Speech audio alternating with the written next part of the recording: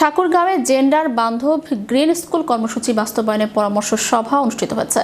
সোমবার ঠাকুরগাঁও সদর উপজেলা পরিষদ হল রুমে এ সভার আয়োজন করে World Vision Bangladesh Thakurgaon area programme ও প্রকল্প।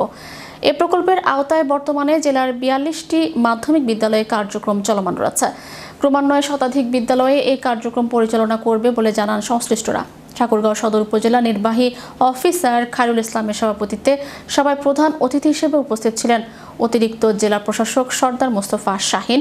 সভায় জেন্ডার প্রতিবন্ধকতা ও সামাজিক অন্তর্ভুক্তি বান্ধব গ্রিন স্কুল বিষয়ে প্রজেক্টরের মাধ্যমে উপস্থাপন করেন ওয়ার্ল্ড ভিশন বাংলাদেশ।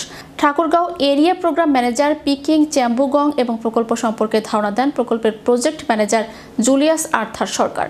অনুষ্ঠানে প্রকল্পের আওতাধীন জেলা নির্বাচিত ৪২টি বিদ্যালয়ের প্রধান শিক্ষকগণ অংশগ্রহণ করেন। সভায় GEDSI নীতিমালা অনুসরণ করে কিভাবে পরিবেশ বান্ধব, অন্তর্ভুক্তিমূলক ও নিরাপদ শিক্ষা প্রতিষ্ঠান গড়ে তোলা যায় সে বিষয়ে বিস্তারিত আলোচনা করা হয়।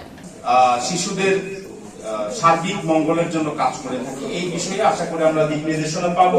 অলরেডি আমরা ইউনোসারের সহযোগিতায় ইউনিয়ন পরিষদগুলোকে আমরা কিছু কিছু জায়গায় বাল্য বিবাহ মুক্ত ঘোষণা করেছি। যদিও বাল্য বিবাহ মুক্ত বলতে আসলে জিরো না, সাধারণত 10% নিচেও যদি চলে আসে, আমি দেখেছি যে 8, 9, 10 পড়ে ইন্টার পড়ে একটা মেয়ে বা একটা ছেলে পালিয়ে যাচ্ছে। আমাদের যারা আপনারা সমাজের শিক্ষক আছেন, আপনাদের দায়িত্ব তাদেরকে জীবনবোধ সম্পর্কে ধারণা দেওয়া।